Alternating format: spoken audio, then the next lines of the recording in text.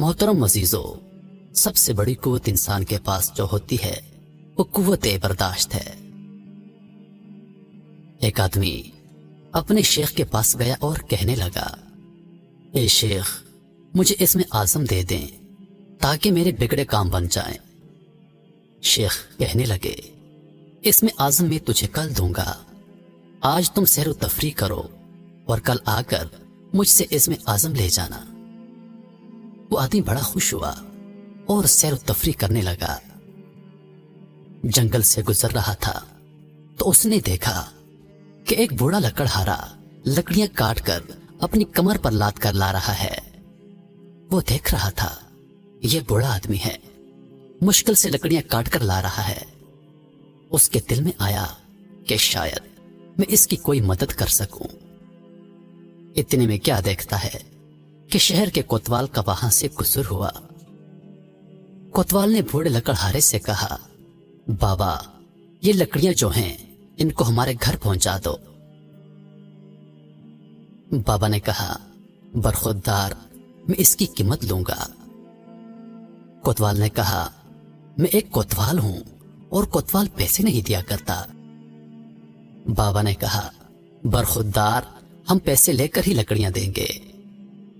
کوتوال نے لکڑیاں اس بوڑھے لکڑہارے سے چھین لی، اس کو سزا دی اور بابا خاموش دیکھتا رہا۔ وہ آدمی سکتے میں دیکھتا رہا، یہ کیا واقعہ ہے؟ کتنے ظالم لوگ ہیں اس بستی کے۔ وہ اپنے شیخ کے پاس گیا۔ شیخ نے اس سے کہا کہ اے شخص، تم نے کیا دیکھا؟ صبح تجھے اسم اعظم بھی دینا ہے۔ وہ شخص کہنے لگا، اے شیخ، میں نے ایک عجیب و غریب واقعہ دیکھا۔ ایک بوڑھے آدمی کو طاقتور انسان نے مارا، لکڑیاں بھی اس سے چھین لی اور پیسہ بھی نہ دیا اور اس کو سخت سزا دی۔ اے شیخ، یہ بہت ظلم کی بات ہے۔ شیخ نے کہا، اے شخص، اگر تمہارے پاس اسم اعظم ہوتا تو کیا کرتا اس کا؟ اس آدمی نے کہا، اے شیخ، کم از کم میں یہ ظلم نہ ہونے دیتا۔ اس پر شیخ نے کہکا لگایا اور بولا، اے شخص، مجھے اسم اعظم اس بوڑھے لکڑہارے سے ملا ہے اور وہ میرا پیر ہے۔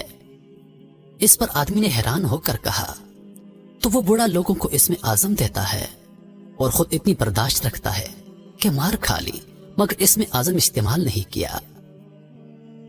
اس پر شیخ نے کہا، اے شخص، تمہارے پاس اگر اسم اعظم ہو تو تم شام سے پہلے اس کو بیچ جاؤ گے، یعنی اپنی خواہشات پوری کرتے کرتے اسم اعظم کا چراغ گل کر دو گے۔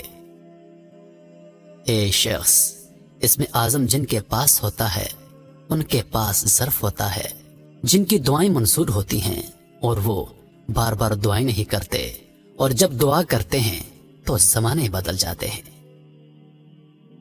داغ سجود تیری جبیں پر ہوا تو کیا، داغ سجود تیری جبیں پر ہوا تو کیا، وہ سجدہ کر کہ روئے زمین پر نشان رہے۔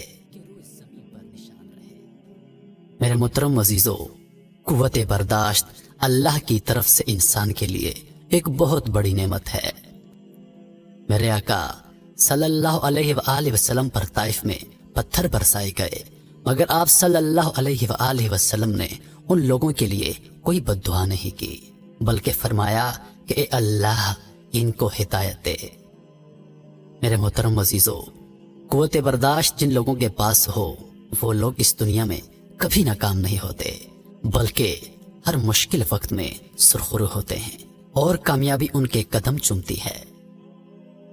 اللہ پاک ہم سب کو سمجھنے اور نیک اعمال کرنے کی توفیق عطا فرمائے۔